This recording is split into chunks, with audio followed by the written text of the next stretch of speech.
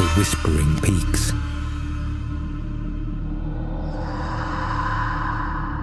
They told me that Mount Elbert was the crown of Colorado, tall, majestic, and untouched. But what really drew me here wasn't the height. It was the legend. Hidden somewhere beyond the tree line, past ridges where even the wind hesitates, there's a place called the Whispering Peaks.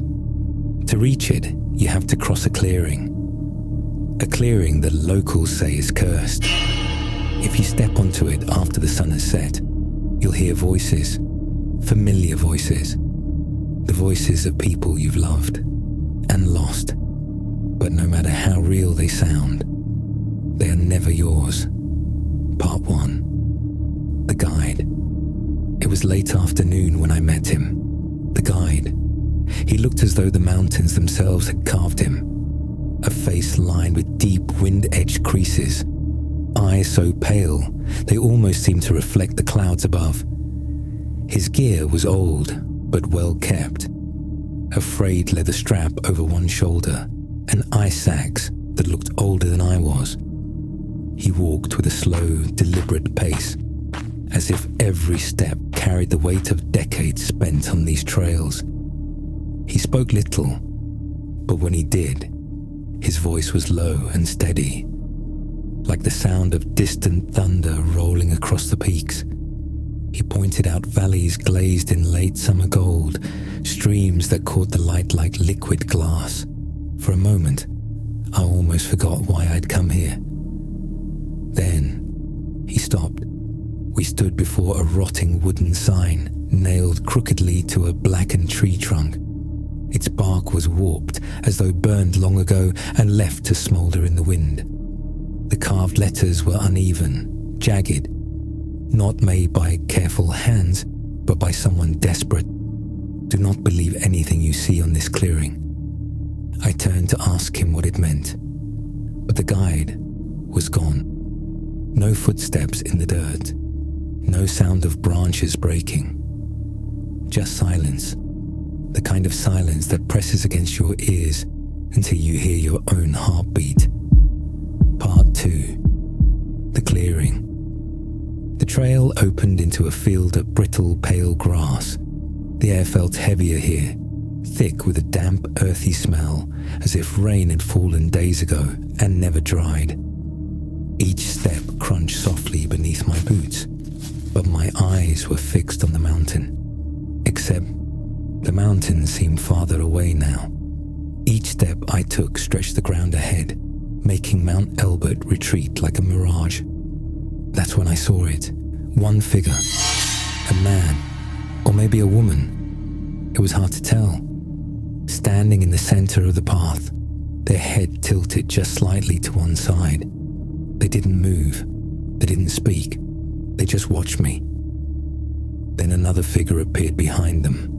And another. Within seconds, there were a dozen. Within a minute, over 100. They rose slowly from the grass as if the earth itself was exhaling them. Each hovered a few inches above the ground, their bodies weightless, swaying ever so slightly like reeds in water. None of them had faces I could fully see. They were shrouded in shadow, yet somehow I knew they were looking directly at me. The moon slipped behind thick clouds. The clearing was swallowed by darkness so deep I couldn't see my own hands. And then the sounds began. Not voices, not yet, but footsteps, slow, deliberate, coming toward me from every direction. Part 3. The dugout. Panic took over. I ran without thinking. The ground soft and uneven beneath me. My flashlight beam bouncing wildly across twisted roots and skeletal branches. That's when I found it. A squat, half-buried structure of rotting wood hidden among the grass. It smelled of mold and damp stone. Inside, I found loose planks on the floor. Beneath them, a narrow tunnel. The air down there was cold, smelling faintly of iron and rain. With no other choice, I crawled through the darkness until my hands met open air. When I emerged, I was standing on the summit of the Whispering Peaks. Part 4. The summit. The world spread out before me in jagged shadows. The peaks pierced the night sky like black teeth. Below, valleys were swallowed in mist that moved like something alive, curling around the rocks and vanishing into darkness. For a moment, I forgot to breathe, but then movement caught my eye.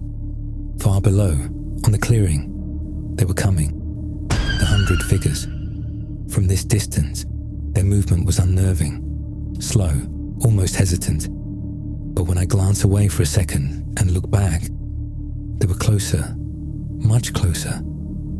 I raised my flashlight, its beam trembling. That's when I saw their faces. Skin stretched too tight over bone, mouths frozen in silent screams, eyes where they had eyes, glinting with something that wasn't human. Part 5. The gondola. The wind shifted, carrying a scent of wildflowers, damp soil, and something metallic. Rain began to fall in slow, heavy drops, each one pattering against the rock like the ticking of a clock. Lightning split the sky, and for an instant, every figure below was lit in stark white light. They were no longer walking, they were running. I stumbled down the trail, heart pounding so hard it hurt. Ahead, an abandoned gondola station, the structure leaning slightly in the wind. The cables hung loose and rusted, but one car still clung to the line. I climbed in, rocking my weight to get it moving. The old metal groaned, shrieked, but began to slide. Halfway down, a sharp, deafening crack echoed through the mountains. The cable snapped. The gondola dropped, my stomach lurching into my throat. And then I hit freezing water. I surfaced, gasping, the lake's icy surface pulling at my limbs. Dragging myself to shore, I realized the lake was still on the clearing. The figures were here. I ran, the grass slick beneath my boots. The forest edge was in sight when the trees moved. Trunks slid across the ground, twisting into a wall of solid wood, blocking my escape. The figures surrounded me. They didn't move. They didn't speak. And then, every single one of them shot into the sky, disappearing into the storm above. Something in that forest had scared them away. I don't know what it was, and I'm not sure I want to find out. It was enough for me that Whispering Peaks turned out to be a trap set by ghosts for me. Devil's Nest.